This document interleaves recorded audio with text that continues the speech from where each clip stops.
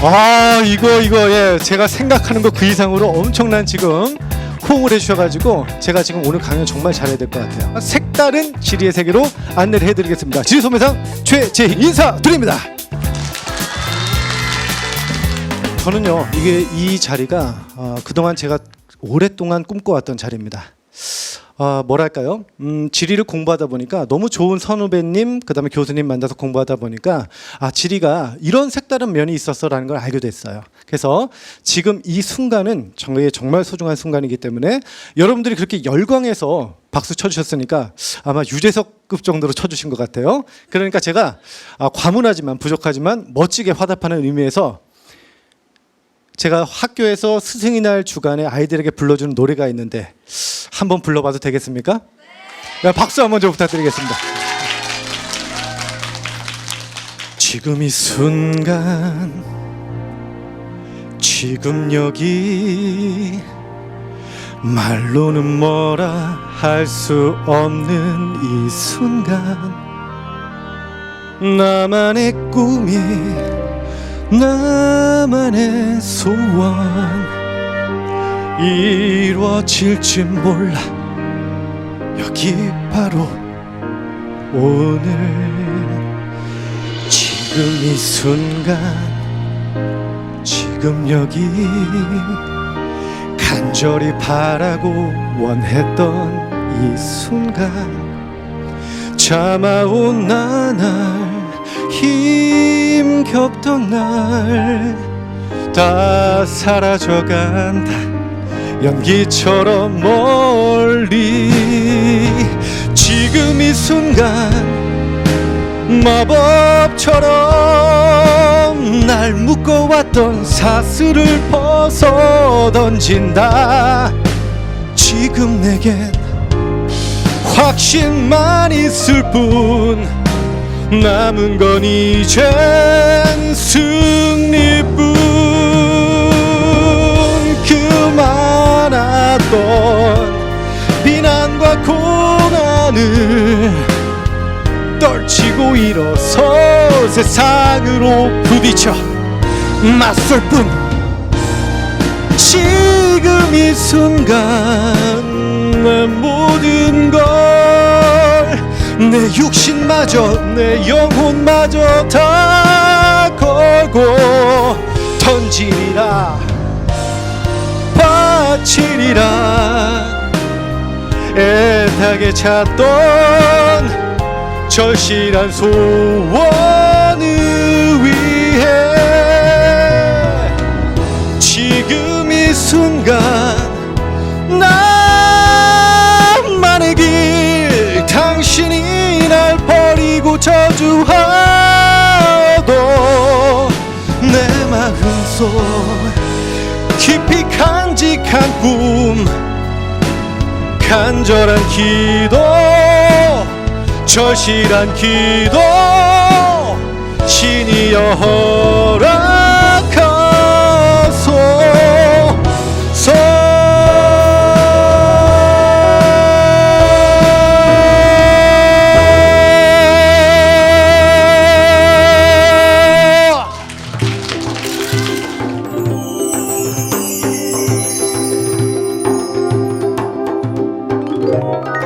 오늘 일상의 지리학 한번 본격적으로 들어가 보도록 합니다. 자, 어떤 내용이냐면 제가 지리 공부할 때 가장 많이 들었던 얘기가 있습니다. 자, 무엇이냐? 바로 이런 5개념들이에요. 이런 거 많이 들어보셨죠?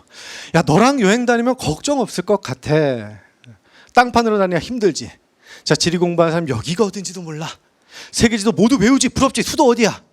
뜬금없이. 그 다음에 나 어디 여행 가는데 맛집 좀 알려줘. 자, 제가 맛집 물론 관심이 많은데요. 지리는 저도 이런 줄 알았어요. 그런데 이게 아니더라고요. 그래서 제가 이거에 대한 여러분들의 5개념을 오늘 좀 바로잡는 시간이 될 것 같습니다. 자, 일단 면면을 뵈니까 상당히 저한테 너무 기분이 참 되게 좋거든요. 자, 이런 느낌으로 한번 갈 겁니다. 인간과 공간의 관계를 묻다. 선생님 너무 철학적입니다. 철학적이에요. 예, 철학적이어도 괜찮습니다. 왜냐하면요, 우리는 공간을 떠나 살 수 있습니까? 없다는 거죠. 그 공간에 대한 근원적인 학문적 연구가 바로 지리학이기 때문에 그 메시지를 드리고 싶은 거예요. 자, 인간과 공간의 관계 묻다. 자, 그럼 먼저 이전 장면을 한번 보여드릴게요. 많이 보셨죠? 이게 뭡니까? 영화 건축학개론의 장면입니다. 자, 건축학개론에서 일약 수지가 스타덤에 올랐죠, 그렇죠? 자, 그런데 이재훈과 수지, 이 배경이 실은 선생님이 대학교 1학년 때 배경이 똑같습니다. 98년이에요. 7년. 자, 이런 상태에서 수지가 몰래 잠들었는데, 아니죠, 몰래가 아니죠, 그냥 잠들었는데, 몰래 잠든 거 아니죠. 예, 죄송합니다. 그냥 잠들었는데 이재훈 어깨에 기대게 됐어요. 이게 뭐 사귀는 것도 아니고. 그런데 이재훈은 속으로 너무 좋아했죠. 그러니까 잠든 이 수지의 입에 살짝 이렇게 입맞춤을 하지 않습니까? 자, 만약에 이 정류장, 제가 나중에 이 둘이 인연이 되었건 그렇지 않건 간에 이 정류장에 다시 돌아가게 된다면 어떻게 되죠? 이재훈에게 이 장소는 너무나 소중한 공간이 됩니다. 첫사랑과 정말 떨리는 그런 키스를 나눈 공간이 되기 때문이죠. 자, 공간은 그렇게 우리 추억을 소환시키는 힘이 있습니다. 자, 그래서 제 것도 하나 소개해 드릴게요. 자, 여기가 어디냐면 제 외할머니 댁이에요. 근데 외할머니께서 이제 몇 년 전에 돌아가셨어요.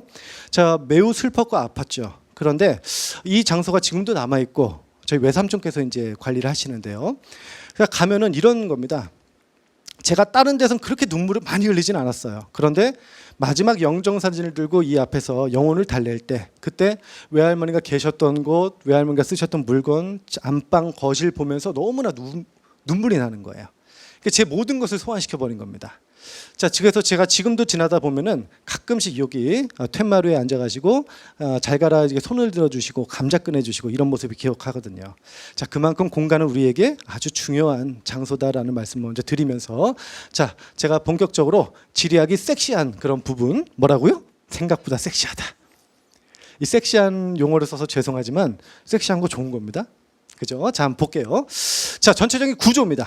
일상의 지리학. 그렇다면 제 일상에서 자, 공간을 어떻게 매개하고 연결하는지를 보여드려야겠죠. 자, 그 과정을 소개할 텐데요. 자, 크게 두 가지 파트로 제가 나눠서 설명을 드릴 거예요. 자, 보시면요, 자연환경과 인문환경이 있다. 그래요. 지리학의 큰 주제 아닙니까? 그래서 자연환경에서는 지형과 기후를 통한 밑그림을 말씀드릴 거고요. 인문환경에서는 제가 도시 촌락 같은 우리의 삶터에 대해서 인간들이 어떻게 이런 밑그림에 채색을 해왔는지에 대해서 말씀을 드릴 겁니다. 여러분들 이거 생각하면 뭐 별거 아닌 것 같지만요, 제가 제 출근길을 통해서 말씀을 드릴 거거든요. 자, 출퇴근길에서 찾는 지리적 상상력 따라가기. 자, 첫 번째 제가 사이트를 말씀드릴게요. 정확히 4가지 사이트를 통해서 소개를 드릴 겁니다. 자, 그렇다면 첫 번째, 우리 아파트 이렇게 이제 묘사를 했습니다. 여기 특정 인물이 좀 나오죠. 저희 아들입니다. 큰 아들인데, 자, 어쨌든 아파트를 제가 이제 딱 들어갈 때 이런 얘기를 들었어요. 무슨 얘기냐? 여러분, 저는 전에 살던 주인이 얘기하는 겁니다. 여기 이제 오시면요, 생각보다 바람이 많아서 여름철에 에어컨이 필요 없으실 거예요. 처음에 놀랐습니다. 여름철에 에어컨 없이 어떻게 생각하지? 그만큼 바람이 많나? 저는 그게 제가 지리를 통해서 이렇게 밥을 먹고 살다 보니까 그게 갑자기 포인트가 생기는 거예요. 왜 그렇지? 자, 생각을 하면서 제가 그 내용을 한번 찾아 조사를 한 겁니다. 자, 우리나라 중부지방을 보시면요, 크게 2가지 바람길이 있다고 합니다. 자, 그래서 경기 북부 지역과 남부 지역에 이런 바람길이 존재를 해요. 자, 보시면요, 자, 어떤 바람길? 자, 이렇게 2군데 이제 바람길이 있습니다. 자, 그래서 하나는 저기 임진강을 통해 가지고 포천, 철원 쪽으로 빠져나가고요. 그러니까 서울로 들어온 것도 있고요. 또 다른 하나는 요 남부지방을 통과하는 바람길이 있습니다. 자, 그래서 요 바람길에 대해서는 여주, 이천 통과를 하고요, 원주, 횡성, 평창 통과해 가지고 보통 이제 동해창으로 빠져나가는데, 선생님 의구심이 있습니다. 요 밑에를 보시면 산이에요. 산인데 바람이 통과합니까? 산은 그 자체로 마찰력을 갖지 않습니까? 예, 맞습니다. 그런데 여러분들이 이제 배웠던 개념이 있습니다. 자, 주변이 산으로 둘러싸인 지역을 뭐라고 하죠? 뭐라고 합니까? 분지라고 합니다. 분지, 그렇죠. 분지. 자, 분지라고 하다. 그 분지가 실제 이 우리나라 내륙에는 침식 분지가 많다, 이런 얘기 들어보셨을 거예요. 뽕뽕 구멍이 뚫려 있는 거예요. 그게 낮은 자리가 됩니다. 그 낮은 자리를 통해서 쭉 이어져서 가기 때문에 바람이 통과할 수가 있고요. 그 정점에 대관령 풍력 발전기가 놓여 있는 거예요. 이해되시죠? 자, 그럼 우리가 저 위에 있는 지점을 좀 더 자세히 살펴볼 필요가 있습니다. 자, 어떤 내용이냐? 자, 이 두 지점이 있죠? 자, 왼쪽이 저희 집이고요. 오른쪽이 휘문고입니다. 제가 이제 출발과 도착 지점에 포인트를 잡아서 제가 말씀을 드리는 거예요. 자, 출발점에서 포인트를 잡았더니 이렇게 보니까 잘 감이 안 오시죠? 그런데 자, 바람을 한번 넣어 드릴게요. 전체적으로 서쪽의 바람이 아주 탁월합니다. 자, 왜 그렇죠? 우리나라는 서풍 계열의 편서풍 지역이죠. 서풍 계열 바람이 아주 탁월하게 들어옵니다. 또 한 가지, 미드필더 없이 바람이 쭉쭉 그냥 타고 들어옵니다. 자, 어디입니까? 한강이죠. 한강변에 나가면 늘 바람이 있고요. 주변에 강변만 나가셔도 마찬가지예요. 왜 바람이 셉니까? 미드필더가 없어. 즉 태클이 없기 때문이에요. 쭉쭉 들어오죠. 자, 그런 맥락에서 여러분들이 딱 우리 집에 딱 포인트 보고 휘문고 포인트 보고 잘 이해가 안 되실 거예요. 한 가지 말씀드리면 바람이 잦아지는 동네 풍납동이라는 데가 서울에 있어요. 자, 여기 마지막에서 바람이 잦아들거든요. 자, 그렇다면 다시 한번 보여드릴게요. 자, 우리 집 타고 들어옵니다. 자, 들어와서 한강 그 거대한 하곡을 따라 쭉 들어오죠. 들어오다가 휘문고에서는 어떻게 되죠? 이 노란색 장박에 막힙니다. 자, 우리 집은요 바람이 특별히 막힐 데가 없어요. 여의도 색강을 통해서 쭉 유입해 들어오고 이쪽으로 유입해 들어옵니다. 자, 노태클이에요.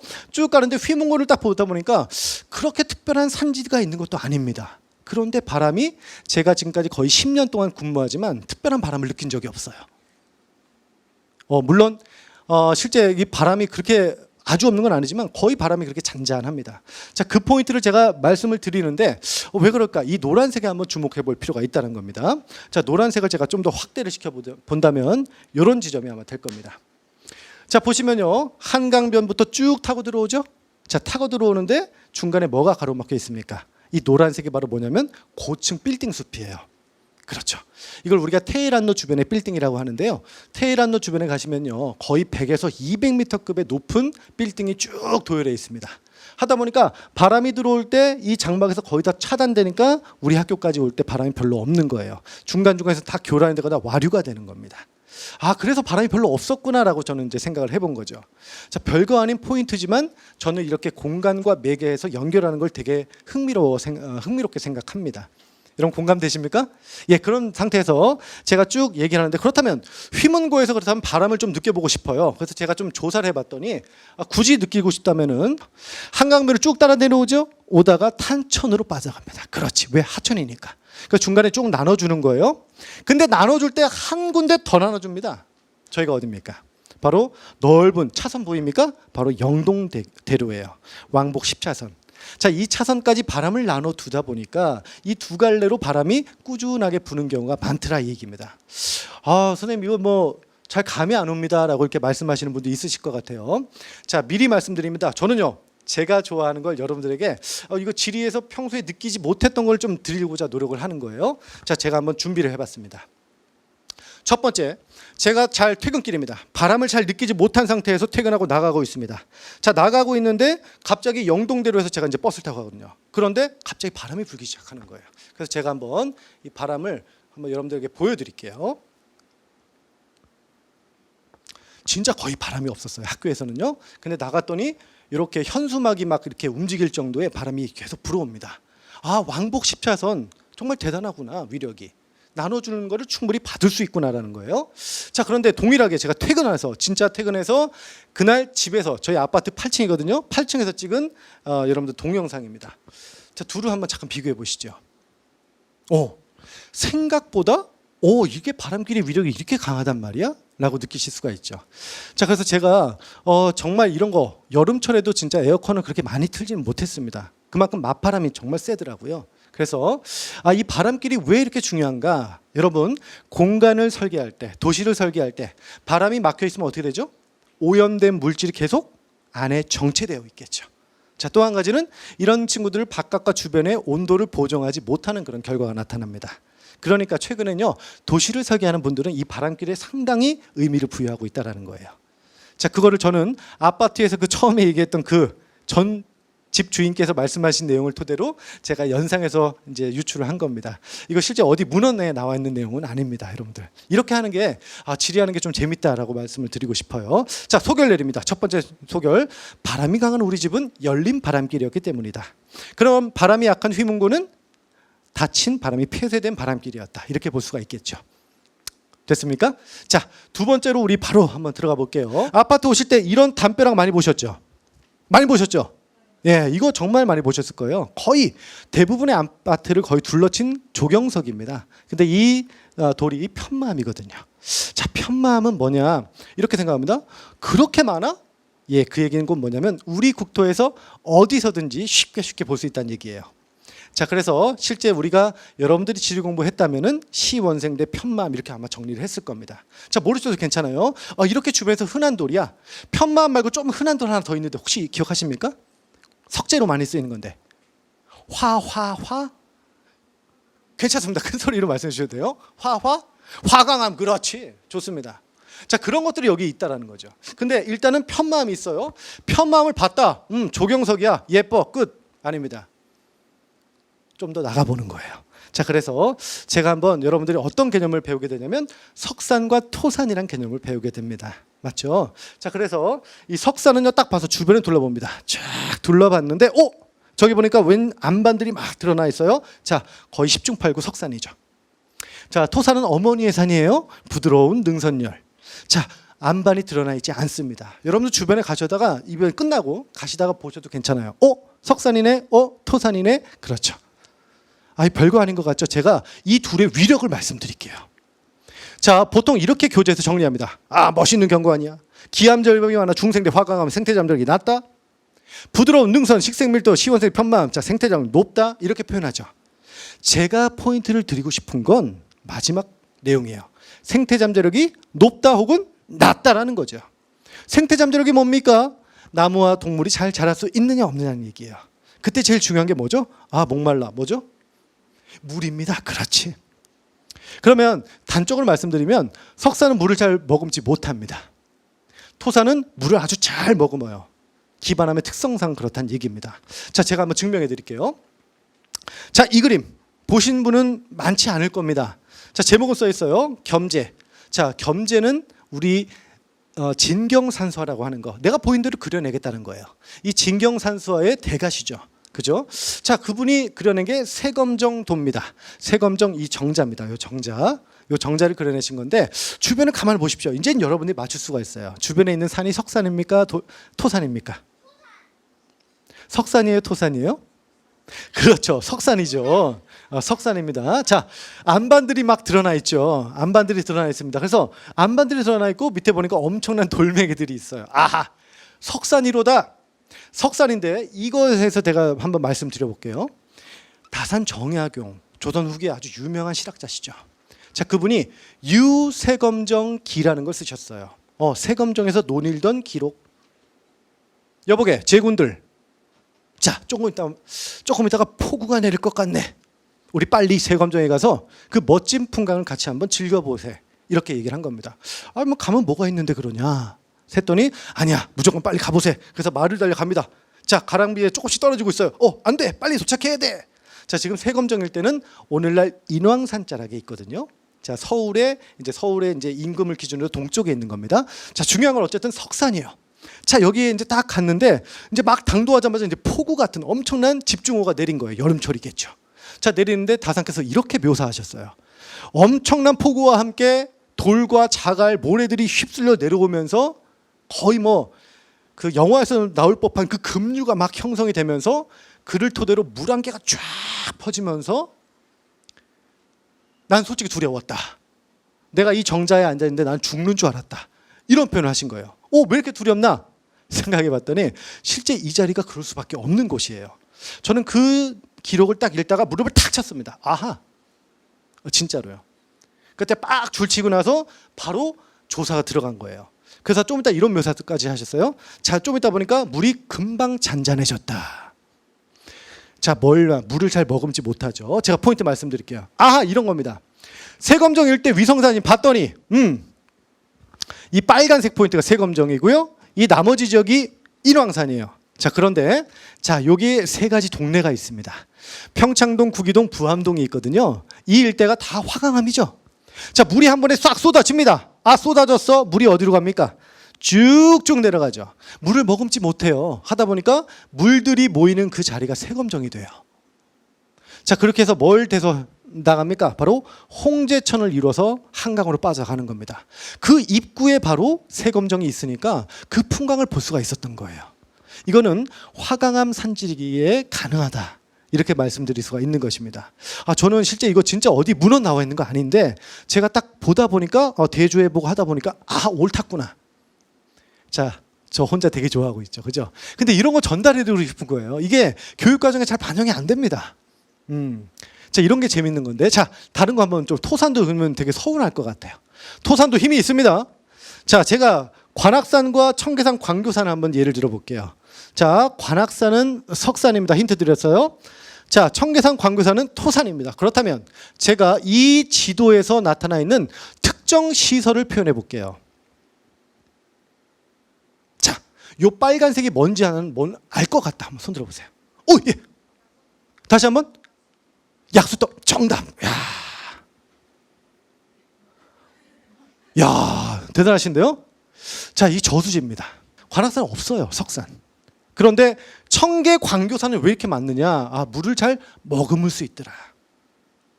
이 기본적인 땅의 성정을 알게 되면 상당히 흥미로운 요소들을 발견할 수 있다. 그렇다면 만약에 우리가 정책을 위반하는 고위급 관료가 됐다 라고 한다면 이 메시지를 알고 있다, 이 포인트를 조금이라도 알고 있다면 함부로 난개발하지는 않겠죠.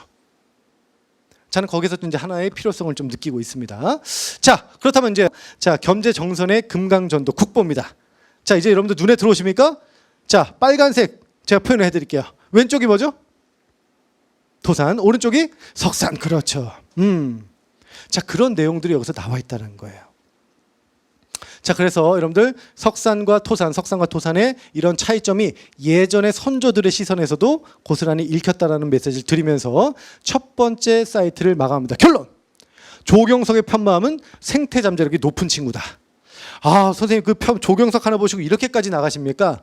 그런데 제가 좀 이따가 그 사연을 좀 말씀을 드릴게요. 자, 이제 두 번째 사이트로 가볼게요. 숭실대 입구역입니다. 혹시 숭실대 입구역 가보셨다? 손 들어보십시오. 오유, 이렇게 많이. 집이 어디십니까? 큰 소리로? 구리 좋습니다. 어디십니까? 광진구. 그런데 숭실대 입구역을 가보셨군요. 예, 지나는 가보셨다는 거죠? 그 직접 내려서 숭실대학을 가보셨군요. 고맙습니다. 자, 깊었나요? 얕았나요? 깊었습니까? 자, 산 증인이 있으니까 이제부터 거짓말을 못합니다. 자, 보십시오. 숭실대 입구역 갔는데 저도 입구를 이제 숭실대 근처에 상권이 좀 넓습니다. 그래서 제가 좀 자주 들렸었어요, 퇴근길에. 그런데 가다 보니까 제가 예전에 살았던 본가, 즉 평촌이라는 데가 있어요, 경기도에. 그 평촌의 범계역은요, 자, 요 정도 에스컬레이터 내려가잖아요. 그러면 좀 이따 내려가면 끝입니다. 바로 플랫폼이에요. 그런데 이게 일반적인 지하철역이죠. 범계역이 왜 이렇게 낮을 수밖에 없느냐? 평촌 넓은 뜰. 자, 그죠? 자, 과거 여기 하기천과 안양천이 만나는 저습지다 이렇게 생각하십시오. 그래서 과거 이렇게 넓은 뜰인데 지금 아파트로 바꾼 거예요. 어렵지 않죠? 그러니까 지하철역이 깊을 필요가 있습니까? 없습니까? 없겠죠. 그렇죠. 땡큐. 고맙습니다. 자, 그런 상태다 보니까 범계역은 이해가 됐어. 그런데 숭실대역은 달랐다는 얘기죠. 자, 지금부터 자, 놀라지 마시고 제가 하나씩 보여드릴게요. 제가 이제 촬영을 다 했습니다. 찍었어요. 제가 이제 지하철역에 내렸어요. 이제 올라가야지. 처음에 그 느낌을 아직까지 잊지 못해요. 왜 이렇게 길어? 자, 첫 번째 이겁니다. 이 계단 많이 올라가시죠? 예, 많이 올라가실 겁니다. 자, 올라갔는데 갑자기 이런 에스컬레이터. 엄청난 에스컬레이터가 이제 내 앞에 딱 놓이게 된 거예요. 자, 보통 에스컬레이터 갈 때가 어떻습니까? 딱 자세 잡고 딱 이렇게 가잖아요. 그죠? 이거 잡습니까? 안 잡습니까? 보통 안 잡잖아요. 근데 여기 있는 사람 다 잡아요. 발을 헛디디면 어떻게 돼요? 큰일 납니다. 이거 큰일 납니다. 그래서 다 이렇게 덜덜 떨면 가요. 그래서 나는 이제 올라가면 뭐가 좀 보이나 했더니 올라갔더니 이런 중앙에 이런 높은 기둥에 중앙 광장이 드러나 있어요. 여기에 편의점이 있고 옷가게가 있고 그렇습니다. 화장품 가게가 있고요. 그러니까 보통 이런 거 했으니까 이제 입구가 나오겠구나 생각을 했는데 아닙니다. 똑같은 거 하나 더 올라가야 돼요.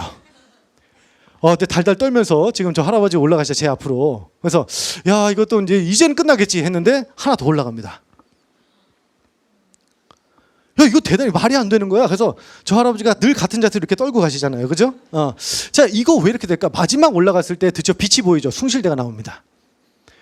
야, 이거는 그냥 넘어가면 안 돼. 이거는 직무유기야 라고 생각해서 제가 조사를 하고 연구를 했더니 결국은 이런 결과가 나왔습니다. 한번 보여드릴게요.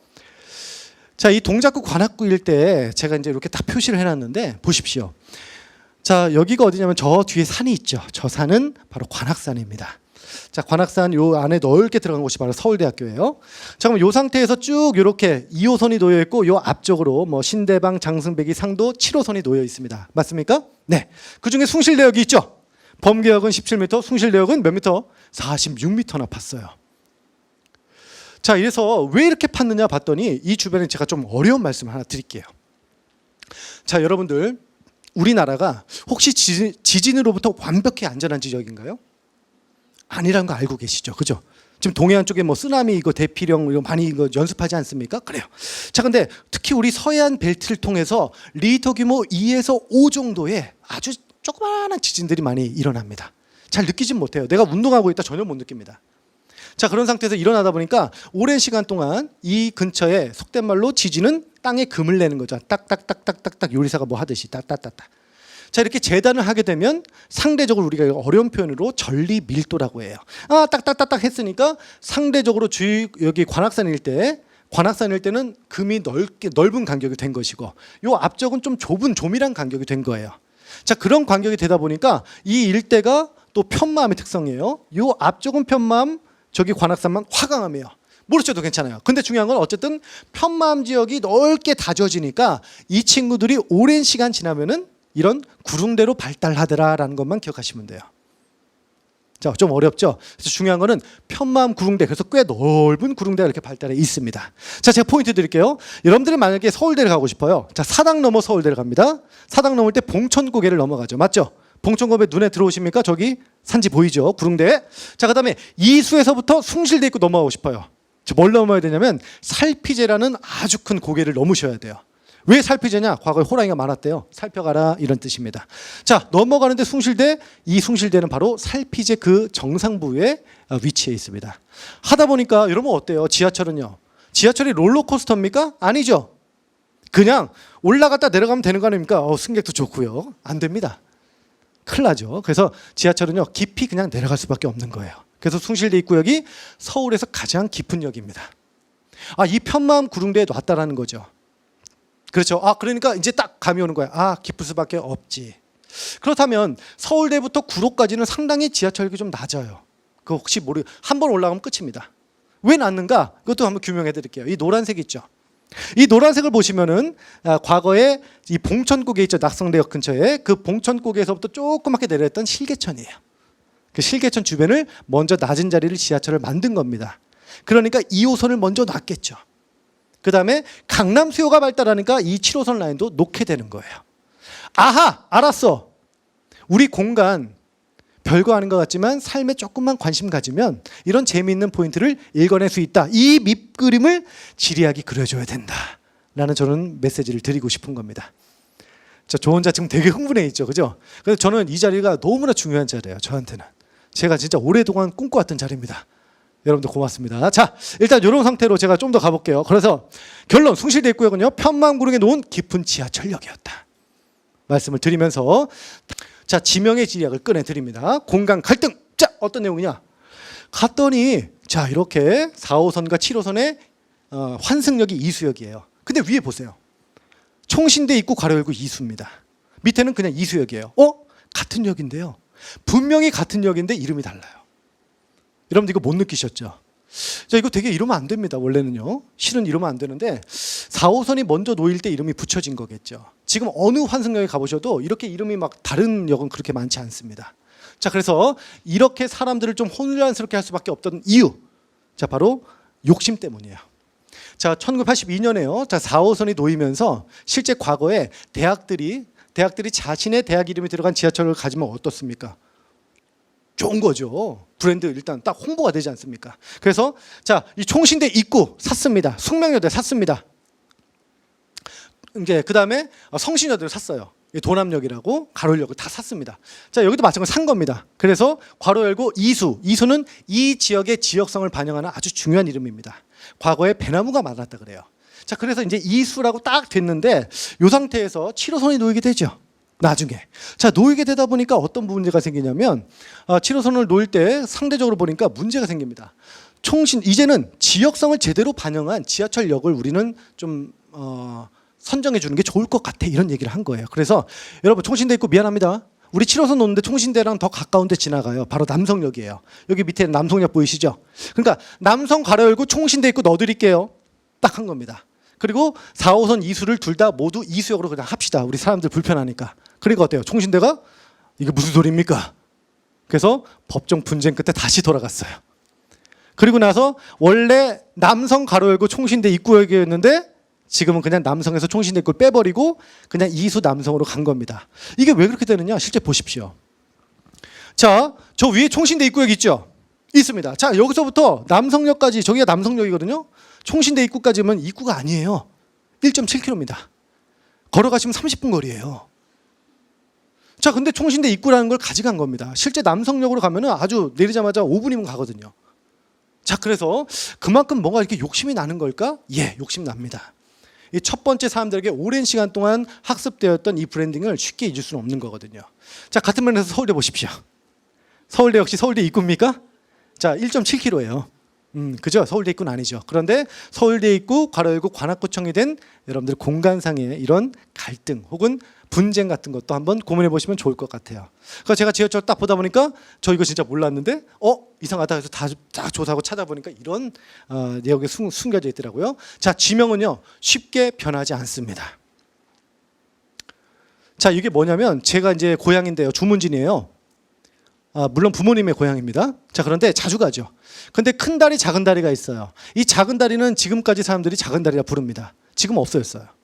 하지만 사람들이 작은 다리라 부르면서 서로 약속 장소를 잡기도 하는 거죠. 그만큼 지명은 쉽게 없어지지 않는다. 힘이 있다는 거예요. 그 힘에 대한 연구가 바로 지명질입니다.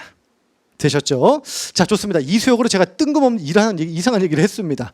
자, 한 개 더 가볼게요. 지명에 반응한 오묘한 역이었다. 이수역.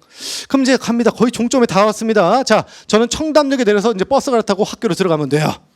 청담역에 왔다. 관심 갖습니다. 맑은 연못이 있었던 곳이야. 그래, 알았어, 좋아, 괜찮은데 너무 긴 거예요. 처음에 많이 당황했습니다.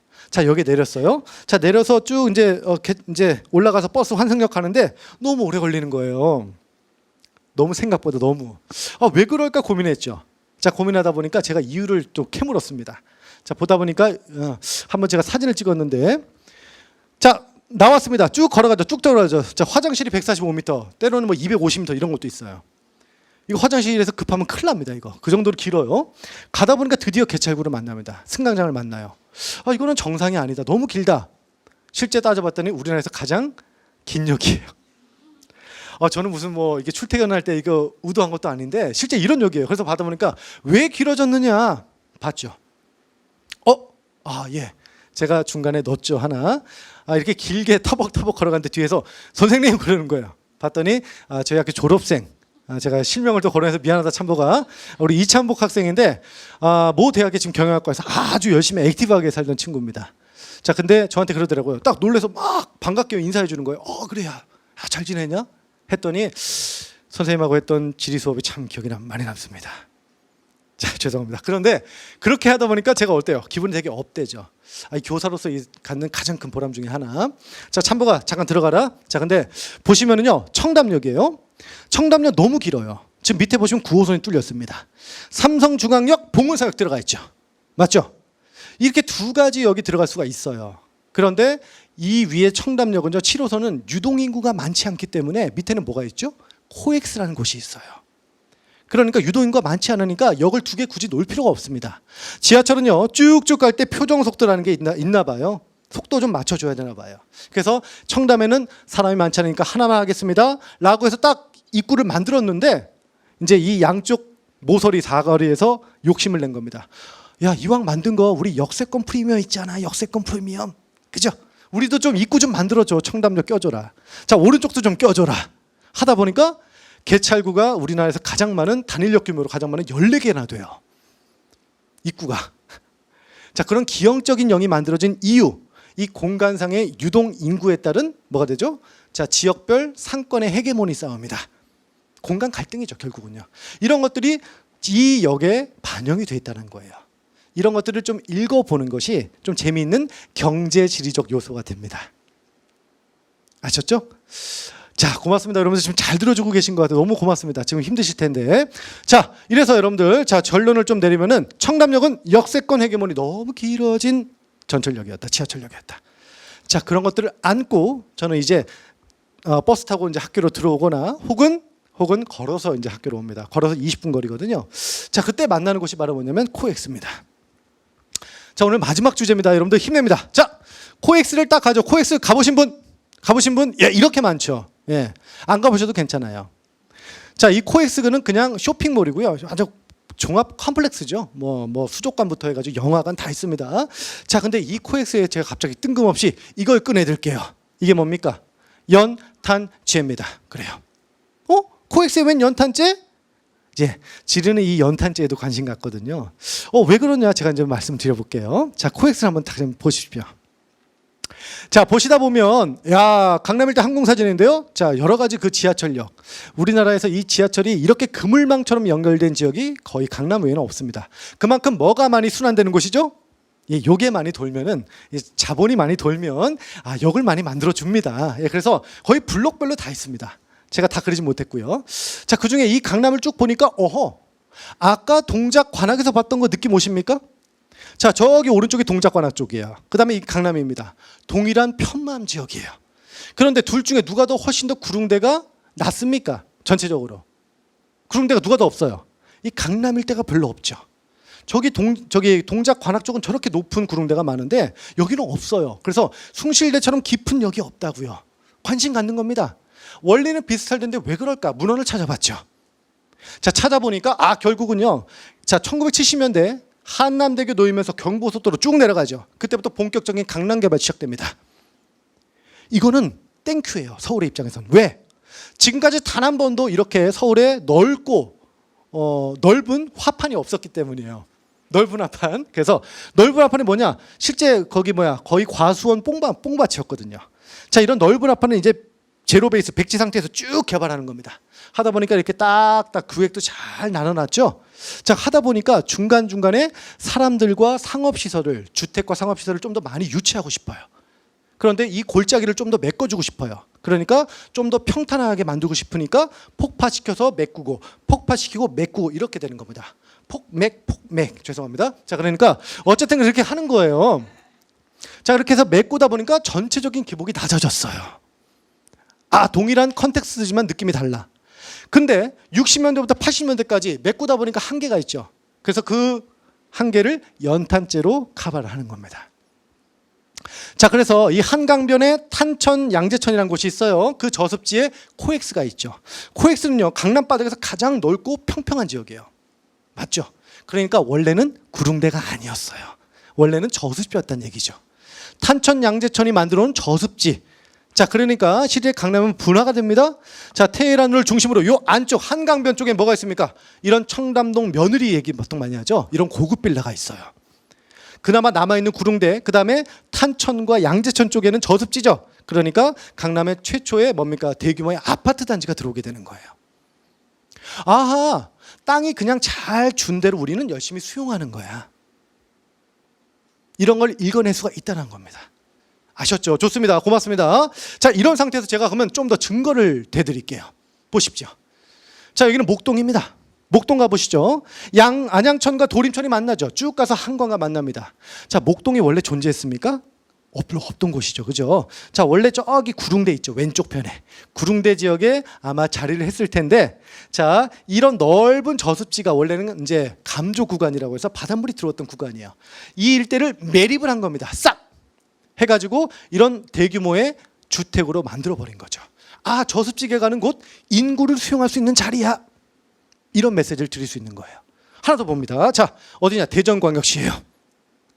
자, 여러분들 대전광역시 보십시오. 자, 어떻게 돼 있습니까? 자, 보시면 이제 느낌 오십니까? 자, 이런 하천들이 들어가 있는데 보시다 보면 유등천, 대전천, 갑천이 만든 그 넓은 부지, 이 평탄한 부지가 원래는 그냥 농경지였어요. 그런데 당연하겠죠. 인구가 증가하면서 이 동쪽에 있는 인구를 갖다 수용하는, 인구가 증가하면서 수용할 수 있는 자리로서 만들게 된 곳이 바로 저는 저습지변입니다. 최근에 인구가 더 늘어나고 있어요. 대전은요. 그러니까 유성천, 진잠천, 반석천 같은 이런 데서 만들어진 최근에 도안 신도시라는 거. 계속요 인간은요 땅이 준 밑그림에서 열심히 만들어가는 과정인 거예요. 자, 이해되십니까? 자, 하나만 더 볼게요. 자, 광주광역시입니다. 역시 마찬가지예요. 이젠 제가 그리지 않더라도 여러분들이 알 겁니다. 자, 동쪽에 무등산 자락에서부터 어디로 쭉 퍼지고 있죠? 왼쪽에 저습지변으로 퍼지고 있는 거예요. 그럼 옛날에는 왜 저습지 개간 안 했습니까? 옛날에는 우리나라가 어때요? 여름철에 비가 많이 오죠. 하다 보니까 뭐가 크죠? 수위 변동이 크다. 거기 살면 홍수 피해 있기 딱이죠. 그렇죠. 그러니까 인간이 이치수 능력이 발달하면서부터는 이런 저습지를 본격적으로 개간하는 겁니다. 아셨죠? 마지막 피날레 호남평야 보시죠. 자, 여러분들 호남평야 보십시오. 자, 너무나 넓은 뜰입니다. 그렇죠? 자, 근데 이 호남평야에서 이젠 여러분들이 알 수가 있어요. 가장 먼저 우리가 사람들이 살았던 공간은 어떤 쪽일까요? 바다 쪽일까요? 여기 산지 안쪽일까요? 어디입니까? 아닙니까? 밖입니까? 그렇지, 안쪽부터 살았던 거죠. 그렇죠. 안쪽부터 살다가 뭐 전주 같은데, 그죠? 태인 같은데 이런 데 안쪽에 살다가 일제강점기 때 야, 쌀 좀 빼가야 될 것 같아. 미국 스타를 위해서 호남선 철도를 놉니다. 그죠? 그래서 호남선 철도를 놓아가지고 조금 바깥쪽으로 빠져나갑니다. 자, 그 다음에 마지막 새만금 간척을 통해서 완전히 바다 쪽으로 이용하게 되죠. 이거 엄청난 기술이죠. 새만금 간척 어때요? 이거 보통 기술입니까? 대단한 기술이에요. 세계적인 규모입니다. 이 간척한 거는요. 자, 하다 보니까 어떻게 됩니까? 이 호남평야를 우리가 본격적으로 우리나라의 최대 곡창지로 활용할 수 있게 되는 겁니다. 자, 느낌 오십니까? 자, 제가 되게 어려운 말씀 드리고 있는 거예요. 하지만 잘 보십시오. 자, 물줄기가 작습니다. 작아요. 자, 물이 쭉쭉 내려갑니다. 이 내려간 상태에서 호남평야는요, 이 거대한 곡창지대를 이용할 수 있는 농업용수가 그렇게 많지 않습니다. 자, 많지 않으니까 사람들이 머리를 쓴 거죠. 이 동부 지역의 옥정호라고 보입니까? 밑에요. 자, 저기서부터 물을 끌어옵니다. 자, 그래서 산지에서 호수를 만듭니다. 섬진강댐을 막아가지고요. 그 다음에 옥정호부터 유역을 변경시켜가지고 자, 도수를 통해서 저기 호남평야에 농업용수를 공급하는 거예요. 이젠 여러분들이 한번 맞춰주십시오. 뭡니까? 자, 이 옥정호 주변의 산지가 토산일까요? 석산일까요? 토산이에요. 큰 소리로! 뭐라고요? 토산입니다. 토산해야지 이게 가능하겠죠. 물을 많이 머금을 수 있으니까. 그래서 우리가 칠보발전소 유역 변경도 하는 거고요. 아, 이거 멋지죠. 점점 바깥으로 쭉 이렇게 퍼져나가는 인간의 이 도시화 과정, 이 화판 속에 그려지는 거죠. 지리는 바로 이런 것들을 탐구하는 겁니다. 자, 그러니까 어때요? 지역과 지역 간의 이런 상생의 모델도 우리가 관찰할 수 있죠. 멋지지 않습니까? 예, 좋습니다. 자, 여러분들, 자, 제가 드릴 수 있는 말씀 여기서 다 끝났고요. 마지막 정리해 볼게요. 자, 저는 이렇게 쭉 봤습니다. 출퇴근을 했어요. 제가 확장을 좀 많이 시켰습니다. 자, 첫 번째는 어떻게 왔습니까? 자, 열린 바람길에서 폐쇄된 바람길로 제가 들어왔습니다. 출퇴근할 때요. 자, 그 다음에 높은 편만구름에서 낮은 편만구름으로 들어왔습니다. 맞죠? 자, 의미 부여하기 나름이니까요. 자, 세 번째, 깊은 지하철에서 긴 지하철역으로 이제 이동을 했고요. 자, 마지막은요, 코엑스를 통해서 우리가 구릉대 저습지에서 거주지에서 저습지 공간으로 확대되는 과정을 살펴봤습니다. 자, 여러분들, 제가 드리고 싶은 메시지 좀 이해가 되셨습니까? 조금만 큰 소리로 부탁드릴까요? 이해되셨죠? 아, 고맙습니다. 자, 그러면 저는요, 마지막 멘트로 이제 여러분들에게 물러가야겠죠? 이렇게 생각해 보십시오. 지리 공부 왜 해? 암기할 거 많아? 맞습니다. 틀린 얘기 아니고요. 자, 그렇지만 실제 이렇게 생각해 보십시오. 여러분들 혹시 그 박경리의 토지라는 소설 아십니까? 그 토지 무대가 어디입니까? 악양 평사리라는 곳이 있어요. 박경리의 소설을 읽을 때 그 평사리에 대한 느낌을 알 때는 소설이 다르게 다가옵니다. 자, 만약에 섬진강 시인이야, 누굽니까? 김용택이라는 시인이 있으세요. 섬진강이 낳은 시인입니다. 그죠?